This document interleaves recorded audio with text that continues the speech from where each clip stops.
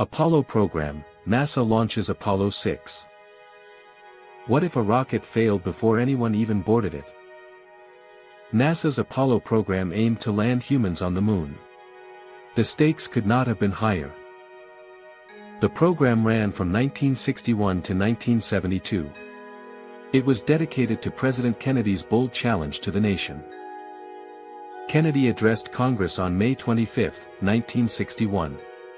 His goal, land a man on the moon and return him safely to Earth. Before any astronaut could walk on the moon, NASA had to prove its rockets worked. Every uncrewed test mission mattered. Apollo 6 launched on April 4, 1968. It was the second uncrewed test of the massive Saturn V rocket. The Saturn V was the most powerful launch vehicle NASA had ever built. Everything depended on it performing perfectly. Apollo 6 was meant to prove the Saturn V could handle a full lunar mission. It did not go as planned. During the flight, two engines shut down early and unexpectedly. The rocket was in serious trouble. The remaining engines burned longer to compensate for the lost thrust. The rocket reached orbit, but barely. Engineers on the ground scrambled to understand what had gone wrong. The data was alarming. A phenomenon called pogo oscillation caused violent vibrations in the rocket. Those vibrations damaged engine fuel lines. NASA's engineers studied every detail of what had failed and why. They refused to accept defeat. The problems from Apollo 6 were identified, analyzed, and fixed. Engineers redesigned critical components. Just months later, in December 1968, Apollo 8 flew successfully.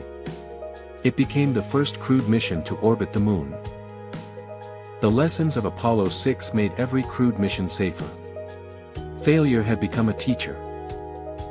On July 20, 1969, Apollo 11 landed Neil Armstrong and Buzz Aldrin on the moon. Michael Collins orbited above. Approximately 650 million people worldwide watched the first moon landing on television. Kennedy's goal had been achieved. In total, 12 people walked on the moon across 6 successful landing missions. The last was Apollo 17 in December 1972. The Apollo program returned 842 pounds of lunar rocks and soil to Earth. It transformed our understanding of the moon. Here is a surprising detail: Apollo was named after the Greek god Apollo by NASA manager Abe Silverstein. Silverstein later said he chose the name because Apollo riding his chariot across the sun matched the grand scale of the program. Apollo also drove advances in avionics, telecommunications, and computers, technology that shaped the modern world. Follow at Get Daily History worth knowing. One story a day.